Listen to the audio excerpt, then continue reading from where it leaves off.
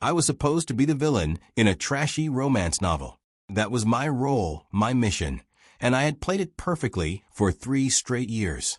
Everything was going according to the script, until the day my CEO wife, Sarah, suddenly woke up with what felt like the ability to read minds. And of course, she had no idea that I was still out here, diligently playing the part of the scumbag husband. "You want a divorce?" "Over my dead body," I said out loud. But in my head, I was practically screaming, "Please just slap me with those divorce papers already. You and your precious one that got away can reunite and live happily ever after. Just let me collect my $100 million payout and go home." That money was so close I could already feel the weight of it in my hands. Then Sarah went off script. Completely. One day she suddenly announced to the media that she was pregnant and that there would be absolutely no divorce. She said it like it was the most natural thing in the world. This was never how the book went. Earlier that evening, I'd stormed into the private room of the restaurant where Sarah was meeting her old flame, Chris. I grabbed a glass of wine and, without so much as a greeting, splashed it right into Chris's face. Sarah didn't want to make a scene in front of their friends, so she dragged him off to the restroom to clean up. According to the script, this was the moment where she'd come back furious, demand a divorce, and the chain reaction of my character's downfall would officially begin. After a few more scenes of me clinging to her like some pathetic parasite, she would despise me so thoroughly that my mission would be complete. And then, poof, I'd disappear with a cool $100 million. Just thinking about becoming obscenely rich had me grinning like an idiot, and I guess I wasn't hiding it well, because someone at our table nudged me and whispered, "Jake, man, you okay? You look a little unhinged." I quickly wiped the smile off my face and put on the most miserable expression I could manage. That's when Sarah walked back in. I rolled my eyes, crossed my arms, and said in the most arrogant tone I could muster, "It's not like I actually heard him. Was all this drama necessary, Sarah? Do you even remember I'm your husband?" Sarah stopped, her expression unreadable, her eyes dark and indecipherable. Inside, though, I was practically humming with excitement. "Come on, lay into me. Then tell me that if I ever dare bully your precious Chris again, you'll destroy me. Just follow the script, please." But she didn't do any of that. Instead, Sarah calmly asked everyone else to leave the room. Then she turned toward me and said, completely composed, "I was just concerned about a friend. Don't get the wrong idea." Huh? That was not in the book. Frustrated, I gritted my teeth, smashed a glass on the floor, and sneered, "Let me tell you something. Don't think just because Chris is back you two can just waltz off into the sunset. You want a divorce? Over my dead body." But internally, panic was creeping in. Why is she still putting up with this? Why isn't she asking for a divorce? Why am I doing Oscar-level psychotic acting, and she's smiling? She stepped closer, staring at me with this strange, intrigued look. "Honey, what are you even talking about? I love you. Why would I ever divorce you?" I froze. Lightning. That's what it felt like. A bolt straight through my skull. Sarah? In love with me? What the hell? Isn't she supposed to be head over heels for Chris? Something was seriously wrong. As I was trying to figure out where the plot had derailed, Sarah wrapped her arms around my waist and leaned against my chest. My whole body stiffened, her perfume suddenly filling my nose. She giggled softly. "Honey, I know I haven't been the best wife, but from now on, I want us to be together forever." "No, absolutely not. That's not how this works. I'm the villain. Chris is your one true love. He's the leading man. I'm the one who gets humiliated, so you two can run off and be happy. That's the whole point of the mission." 3 years ago, I'd been dropped into this ridiculous, over-the-top novel, cast as the villainous side character hopelessly in love with Sarah. When Chris left the country, my character swooped in and married her. Then, when he came back, I was supposed to use every dirty trick in the book to keep them apart, only for everything to backfire and for them to get their perfect happily ever after. If I played the role perfectly, the system would reward me with $100 million. And so far, I had nailed it, making myself even more detestable than originally written. For 3 years, Sarah was cold and distant, ice in human form, always disgusted by me, Her heart locked onto Chris like he was carved in gold. And then 3 days before Chris returned, she went hiking, fell, hit her head, slipped into a coma. And when she woke up, everything was wrong. She came home and burned everything that reminded her of Chris. And now, her attitude toward him didn't match the novel at all. Could it be my acting was off today? No. Impossible. My acting was flawless. Even the system once told me it wanted to slap me because I played the villain so convincingly. So if it wasn't me, then it had to be Chris. He hadn't suffered enough yet.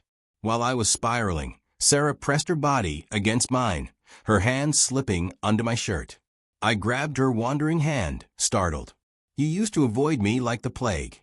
She chuckled, nibbling at my Adam's apple. What's wrong? Can't hold back anymore. I screamed internally. Before anything could go further, the door opened. Chris stood there, pale-faced, eyes full of hurt. Perfect timing. I yanked Sarah closer and kissed her deeply, intentionally leaving a thin trail of saliva connecting our lips as I met Chris's gaze with the most provoking expression possible. Chris, I said coldly. Who the hell do you think you are? I'm Sarah's husband.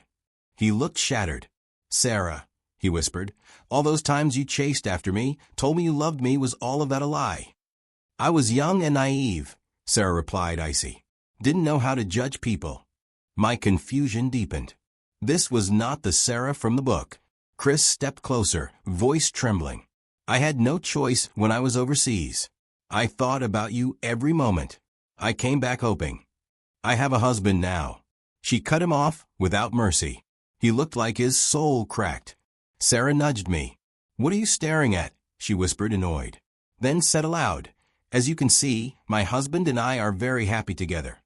She described me as jealous and possessive, saying she didn't want me getting the wrong idea. To Chris, it must have looked like we were madly in love. Chris swallowed hard. Sarah, are you serious? Have you forgotten the tricks he used to force you into marrying him 3 years ago? Speaking of which, Sarah raised her chin and asked him coldly, you kept saying you loved me, but when my family's business was struggling and I needed you most, where were you? He had no answer. Sarah took my hand, but as we passed him, Chris grabbed her wrist desperately. Sarah, please. Just give me one more chance. This part surprised me. Sarah pried his hand off and said, voice ice cold. I'm not interested in leftovers, Chris. Have some self-respect. I stared at her, stunned. What the hell happened to the plot? Was she actually falling for me? No, leading women like her always pretend. She'll go back to Chris eventually. She has to. Otherwise, I can't finish the mission. In the car, Sarah's hands started wandering again. I whispered, panicked. The driver's right there. She laughed softly. Then don't make a sound. I grabbed her wrist, breath catching. Was she on medication? She used to look at me like I was something she scraped off the bottom of her shoe. Honestly, sometimes I thought the female lead was blind, passing up a handsome, 6-foot-tall guy like me for that heartless jerk. Her eyes flickered at my thoughts, like she heard them. Then she cooed again. I only just realized today how handsome you are. Way better than Chris. I tilted my chin proudly, maybe too proudly, because she burst into laughter. I'm perfectly clear-headed, she said. I know exactly what I'm doing. I swallowed, uneasy. Sarah wasn't supposed to have any powers, but it felt like she could hear every thought in my skull. So I quickly changed the subject. You hit your head, remember? The doctor said you need rest. We should go to bed early. She stared at me thoughtfully for a moment, then nodded. I finally exhaled. She must have scrambled her brain when she fell. She'll be back to normal in a few days. The next morning, I went to her company. When I saw Chris in the visitor's lounge, I wasn't even surprised. I just raised an eyebrow. Looked like yesterday had been nothing but a fluke. The plot was still more or less on track. He suddenly said, I didn't get a good look yesterday, but seeing you now, you really do look a bit like me. Ah, the old you're just a stand-in routine. Classic. He was trying to get under my skin. I played along, pretending to be furious, jabbing a finger at him and yelling, Where you get off comparing yourself to me? I'm Sarah's actual husband. You're just the other guy, at best. The one who isn't loved is always the third wheel. He shot back instantly. And you know damn well who Sarah really loves. Not bad. The kid really did have a knack for pissing people off. I grabbed his collar, pretending I was about to punch him. Right then, I heard the click-clack of high heels approaching. Chris shot me a knowing smile, then stumbled backward in this dramatic performance worthy of a cheap soap opera. He crashed into the table, sent the coffee mugs flying, spilling everything. He even scraped his back on the corner and drew a bit of blood. Wow, what a drama queen. I didn't even have to lift a finger. He staged the whole scene himself. A second later, Sarah's voice rang out, surprised. What's going on here? Chris, wincing like he was in mortal pain, rushed to say, Sarah, it was my fault. I was clumsy. It has nothing to do with anyone else. I knew my cue. I immediately put on a stern face. I pushed him. What? Sarah? Feeling sorry for him now? If I catch you bothering my wife again, I'll beat you up every time I see you. Tears welled up in his eyes, his hands balling into fists. With him looking like that, how could Sarah not feel sorry for him? Okay, now she was definitely going to chew me out. I'd bullied her precious Chris this badly. If she still tolerated me after this, was she even human? Just as I thought that, Sarah gave a subtle nod. Her assistant walked in and helped Chris up. But then Sarah, completely unexpectedly, wrapped her arm around mine and said affectionately, Whatever my husband says. Both Chris and I were stunned. Chris clearly wasn't ready to admit defeat. He looked reluctant as the assistant tried leading him out. And I wasn't letting it go either. Seizing the moment, I threw more fuel on the fire. Chris, you see that? Stop dreaming. You're so scrawny. You better steer clear of me next time, or I might push you again, and you'd probably just keel over. Chris suddenly froze, as if remembering something. Then he grabbed Sarah's sleeve and said, wearing this pained expression, Sarah, I came back this time because I needed to tell you. I have stomach cancer. The doctors say I have 3 months at most. Terminal illness. Classic. Definitely fake, but a solid move. This one was designed to tug at Sarah's heartstrings. Sure enough, Sarah went still for a second. Really? Chris gave a bitter smile and nodded. Look at me. I'm so thin. I immediately chimed in. I can vouch for that. One push and he goes down. Sarah shot me an unreadable glance. I cleared my throat and gave myself the perfect excuse to bail. Well, in that case, I'm not a complete jerk. You two should talk. I've got things to do, so I'll head out. Inside, I was ecstatic. Finally, they get some alone time. Chris, you better step up your game. Win Sarah over with that charm of yours. And I'll be waiting for those divorce papers. $100 million. Here I come. This time, Chris didn't disappoint. The very next day, a video of him and Sarah going back to an apartment together went viral. Sarah, beautiful, sharp, powerful, had always been popular online, and her childhood sweetheart story with Chris, the one that never worked out, was a nostalgic favorite among gossipers. Not only that, videos of me splashing wine on Chris at the club and pushing him down at the office had resurfaced. Now reporters were camped outside my house. The second I stepped out, they swarmed me. One asked, Mr. Mitchell, do you have any comment on Miss Davis and Chris Walker? I did my job, playing the bitter obstacle to true love. I said resentfully, an affair during a marriage, and someone knowingly being the other person. What's there to say? The reporter pressed on, but I heard you use some underhanded tactics to marry Miss Davis in the first place. Now her true love is back. They look great together. Don't you think emotionally blackmailing Miss Davis into staying with you is a bit much? My face stayed impassive, but inwardly, I gave this young reporter a thumbs up. Back when Sarah was drowning in her family business chaos, Chris had abandoned her, left her completely alone. Everyone in our circle knew that. She didn't. The reporter seemed thrown by my response, but kept going. It's common knowledge you and Ms. Davis don't have a good relationship. You never even spend anniversaries together. Why maintain a marriage in name only? I don't want to. I screamed internally. But on the outside, I had to hold the image. So I scoffed, turned around, and walked away, projecting stubborn loneliness. Clips from that interview exploded online. People tore me apart in the comments. This guy is disgusting. He tricked her when she was vulnerable. He's acting like a victim. He's nothing compared to Chris. Why hasn't Sarah spoken up yet? He's clearly after her money. So shameless. Scrolling through slam after slam, I felt complicated. Thinking about my 3 years of devotion to Sarah. Yeah, I'd been at her beck and call. If she didn't want to date, I'd still show up half a day early and wait downstairs at her office. If she got drunk, I was her designated driver. Every anniversary she dodged by going on business trips, I'd fly out to wherever she was, wait until she ran out of excuses, have a quick dinner with her, and catch the earliest flight home. If I didn't have this omniscient view of a story, being that devoted and getting nothing in return would have been heartbreaking.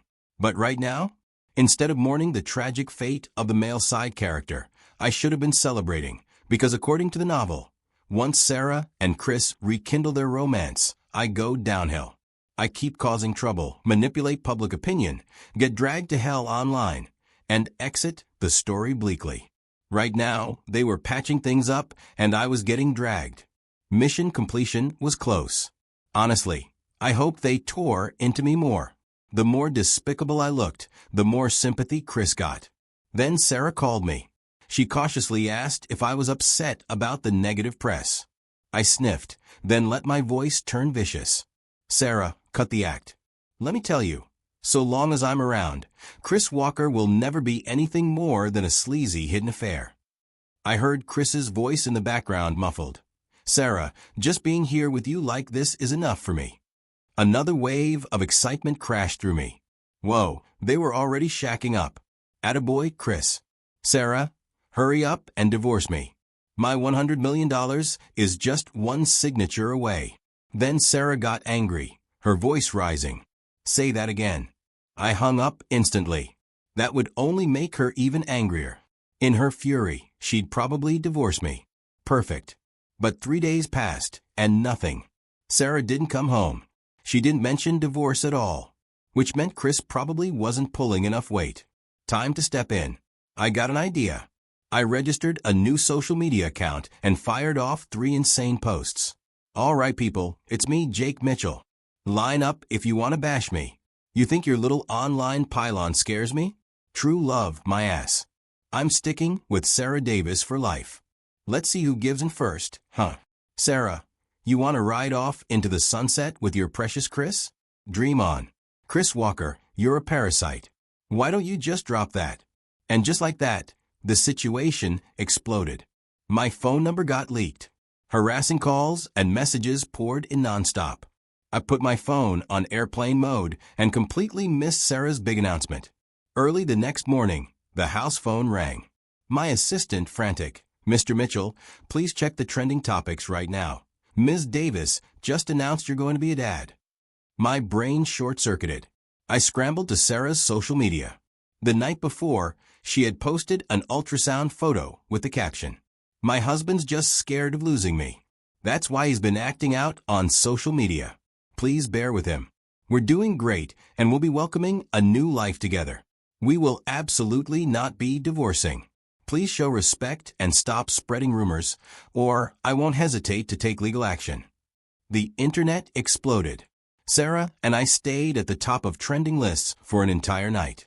No one had expected this woman, who always subtly reminisced about her past, to suddenly announce she was having my baby and publicly claim me.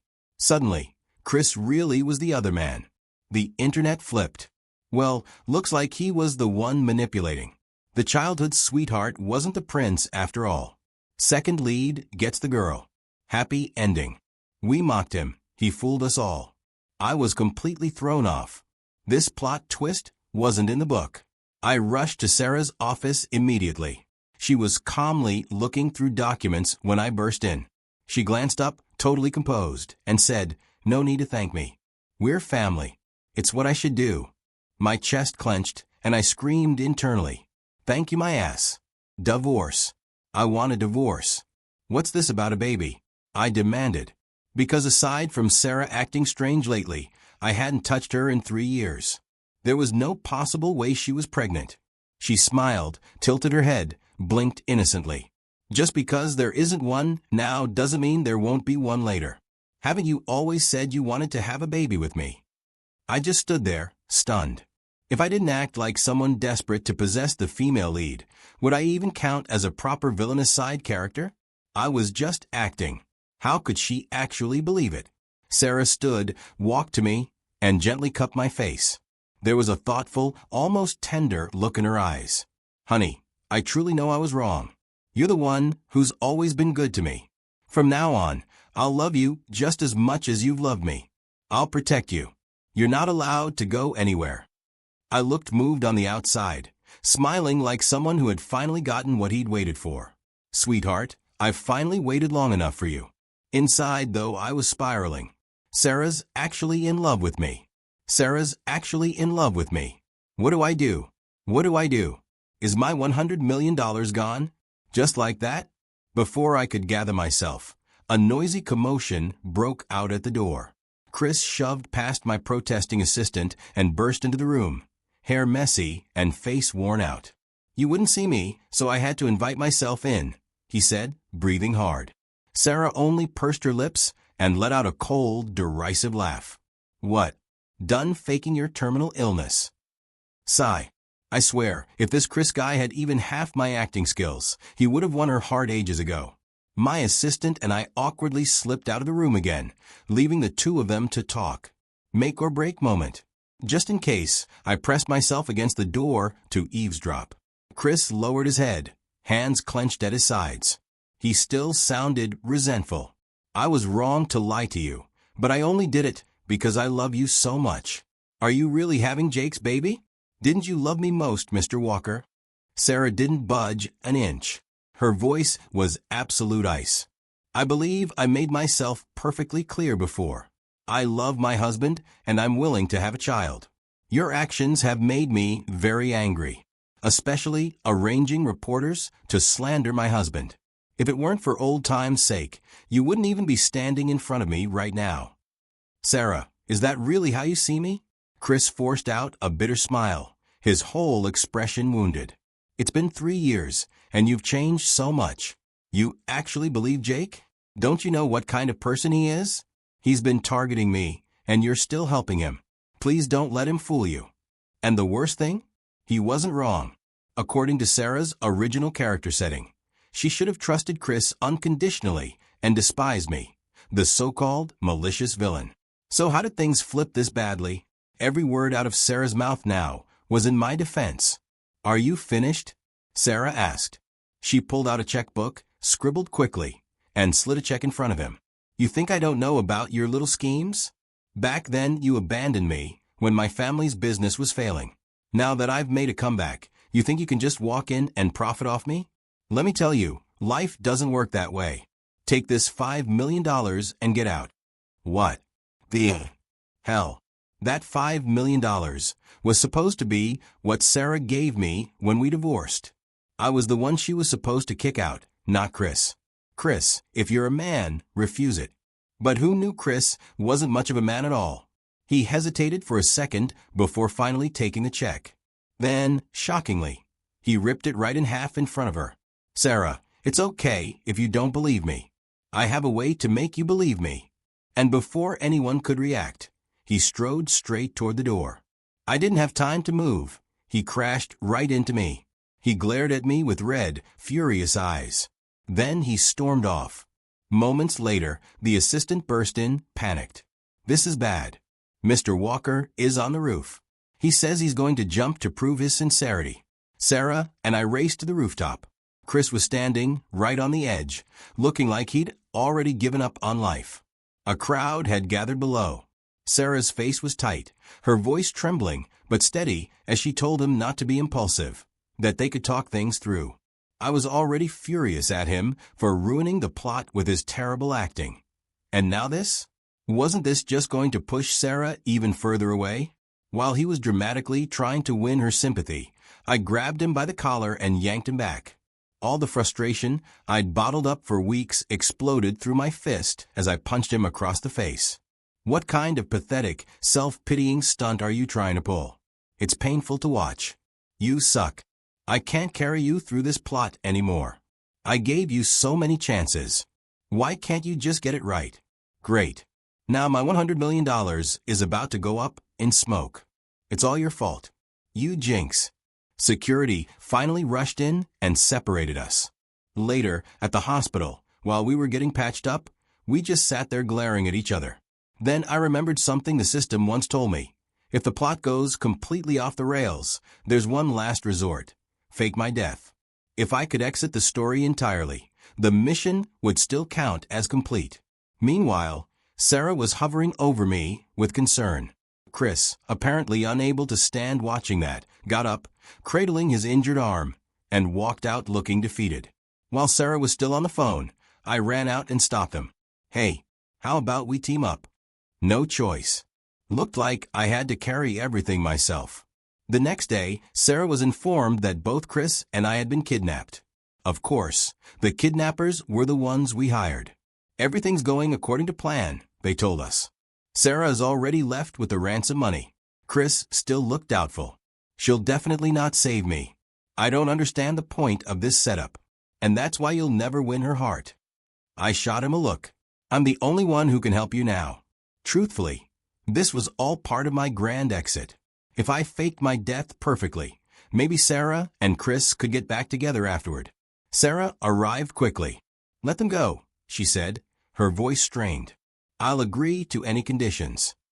The lead kidnapper, sticking to the script, said, Sorry, Mrs. Davis.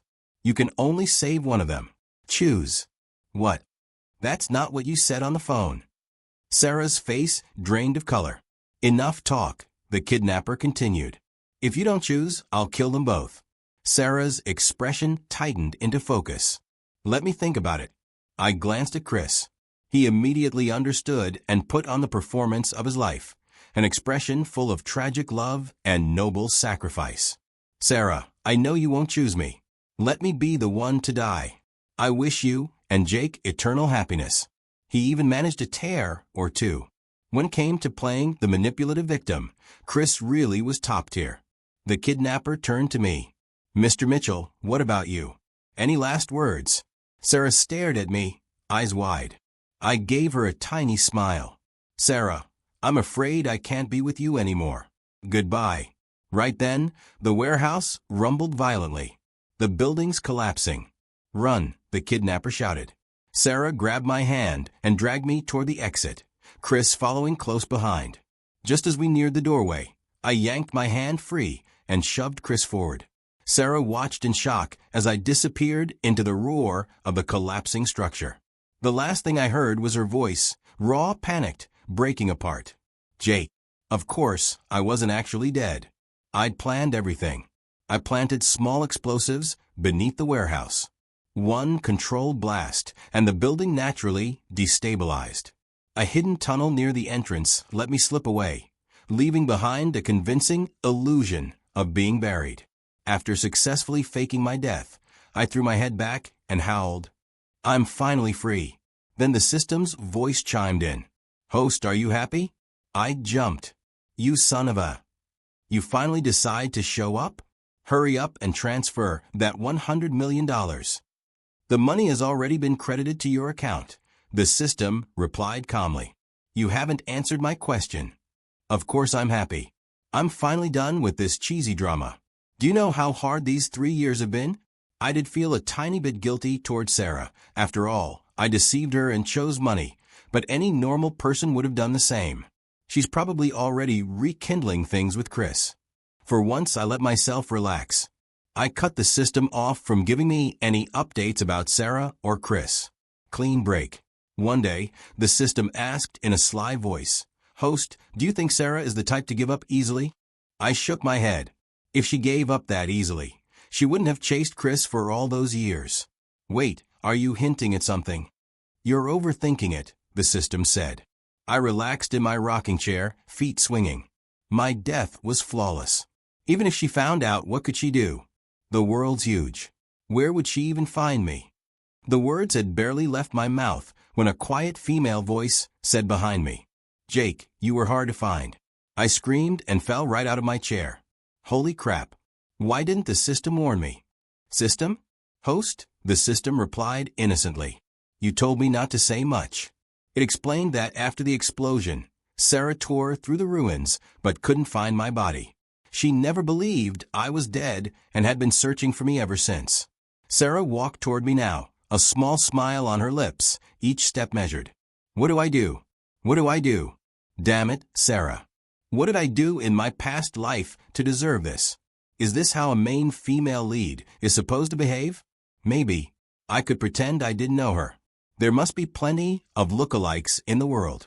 Before I could even open my mouth, she raised a finger and pressed it to my lips. Planning to pretend you don't know me? I'd give up on that if I were you. I'd recognize you even if you turned to ash. How? How does she know every thought in my head? Sarah straightened up, looking down at me. After I fell and hit my head on that hike, I gained the ability to read your mind. Jake, stop your internal monologue. It's deafening. What? I didn't believe her. She's lying. Sarah's a big. Her expression darkened. Say that one more time and see what happens. Okay. She really could read minds. No wonder her personality changed completely after she woke up from a coma. Which also meant she had heard every single one of my shameless, calculating little thoughts. God, the embarrassment. And here I was thinking I'd been the master actor. Turns out Sarah had been playing me from the start. I have a question, I said. Ask. How did you suddenly decide you couldn't live without me? It's not just because you enjoy listening to my thoughts, right? She began slowly, voice softening. While I was in a coma, I also had a dream. I dreamed that after Chris came back, I was desperate to be with him and hated you. Even though you warned me again and again that Chris wasn't a good person, I brushed you off with cold indifference. I didn't listen. I didn't want to listen. And eventually, I got what I thought I wanted. I ended up with Chris, only to find out the truth. He was just using me. Soon after, he started womanizing, partying, slipping deeper into the worst version of himself. And then one day, he and his lover conspired to kill me. That was how my life ended. And out of everyone in the world, you were the only one who visited my grave every single year. So when I woke up and realized events were unfolding exactly the way they did in my dream, I understood it wasn't just a dream at all. It was a memory from my past life. Jake, you're the one worth cherishing for a lifetime, I whispered. Huh. Jake blinked. System, get your ass out here and tell me what's going on. Why is the plot I know different from hers? But the system didn't answer. Sarah smiled. Don't bother looking for it. I told it to get lost. Jake, I know just as much as you do now. You can't beat me. There was something disarmingly pretty about the confidence in her eyes. Jake scratched his head. But I'm just the villainous side character. You're supposed to be with Chris, the male lead. How can I steal the hero's girl? His voice got quieter the more he spoke, like even he didn't quite believe what he was saying. Sarah's voice softened. My life is my own, not something written by someone else. These past 3 years, even though I didn't show it, my heart was slowly falling for you. I fell in love with you a long time ago, Jake. You're the one and only leading man in my life. Let's not be bound by the plot. Okay. Then, with a playful glint in her eyes, she added, besides, it's just a mere 100 million. I can give you double that. The sun that day felt warm, gentle, perfect. Sarah's smile was beautiful, and like a complete fool, he nodded. Of course, there was also the small detail that, honestly, who in their right mind would say no to $200 million? Then it's settled, Sarah said, leaning her head on his shoulder. But if you run again, I won't be so nice. Inside, Jake grumbled in silence, a whole internal tirade brewing. Sarah narrowed her eyes. Are you cursing again? Oops. Right. He immediately started mentally reciting Twinkle, Twinkle, Little Star to cover his thoughts. By the time he hit the 50th repetition, Sarah had reached her limit. If you sing that one more time, she growled, then grabbed his face and kissed him. Well, he couldn't exactly keep reciting anything after that. As their lips intertwined, she whispered, let's have a baby. And later, they did. They had an adorable daughter. Still, sometimes Jake worried. What if that damn system comes back one day and tells me I don't belong in this world? What if it yanked him out? What would Sarah do? Every time he had that thought, Sarah would hold him close and say softly, "Don't worry, honey. No matter where you go, I'll find you." "But what if the place I go isn't in this world?" he'd ask. "Then I'll wait right here," she'd say. "I won't go anywhere. And when you come back, you'll recognize me immediately."